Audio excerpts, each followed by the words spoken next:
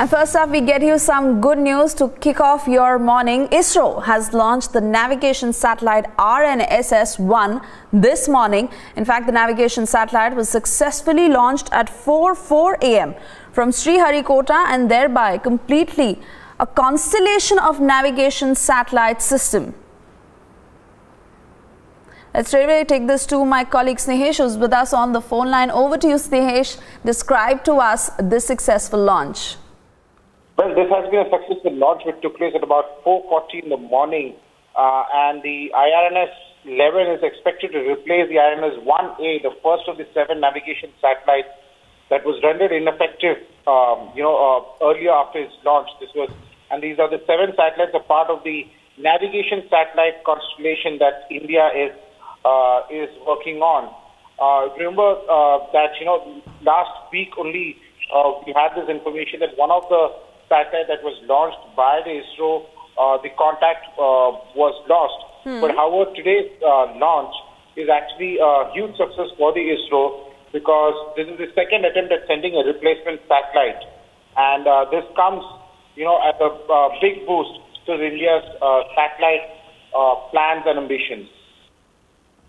Right, Snehesh, thank you for joining us this morning with all these details. And of course, we'll continue to track this closely.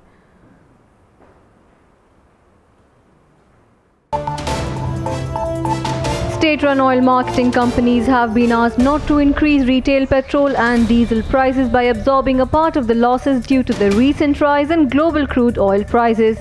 Global crude oil prices have been on an upward trend, rising over $70 a barrel.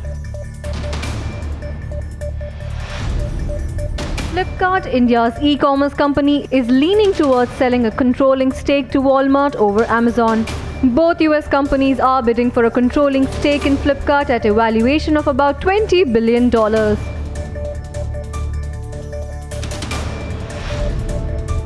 The Reserve Bank of India has imposed a penalty of Rs 3 crore on IDBI Bank for failing to comply with norms related to reporting of bad loans. The central bank levied a penalty of Rs 58.9 crores on ICICI Bank for failing to adhere to its directives. International Monetary Fund Managing Director Christine Lagarde warned the globalized system that has transformed the world over the last generation is in danger of being torn apart due to the rising threat of protectionism. Lagarde warned governments to steer clear of protectionism in all its forms.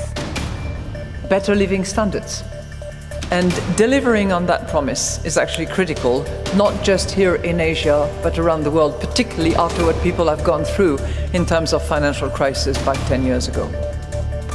Now, we at the IMF have been calling on all governments to use the current growth momentum for much needed policy actions and reforms, particularly in the labour markets and in the service market.